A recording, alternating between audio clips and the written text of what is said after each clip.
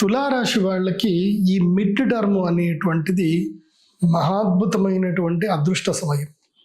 ఇది July, August, September, October, Deepavali వరకు వీళ్ళకి విపరీత రాజయోగం ఉంది.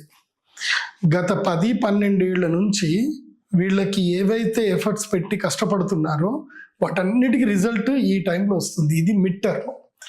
ముఖ్యంగా ఎవరైతే తమ జీవితంలో 25th ఇయర్ నుంచి 30th ఇయర్ వరకు ఈ మధ్యలో ఎవరైతే కెరియర్ బిగినింగ్ చేశారో, బిజినెస్ బిగినింగ్ చేశారో వాళ్ళందరికీ ఇప్పుడు ఫ్రూట్ఫుల్ టైం. ఇప్పుడు అద్భుతంగా కలిసి వచ్చే సమయం.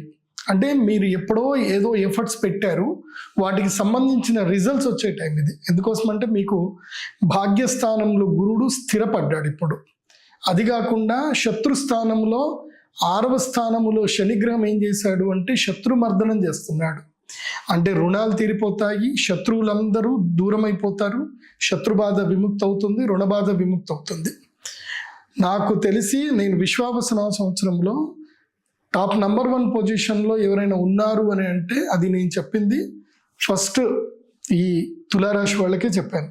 తర్వాత వృషభ రాశి వారికి కేటగిరీ ఇచ్చాను. సో తులా, వృషభ రాశుల్లో ఈ సంవత్సరం అద్భుతమైనటువంటి యోగంలో ఉన్నాయి. కాబట్టి తులారాశి వాళ్ళు ఎవరైనా ఉంటే గనక మీ జీవితంలో మీరు ఏం చేయాలనుకున్నా చేయండి. ఈ సమయంలో ఏంటంటే పట్టిందల్లా బంగారం. ఒకవేళ మీకు నెగిటివ్ జరిగేది ఉన్నా సరే ఏదో ఒకటి వచ్చి అది ఆపేస్తే తప్ప మీకు నెగిటివ్ జరగకుండా చూస్తుంది.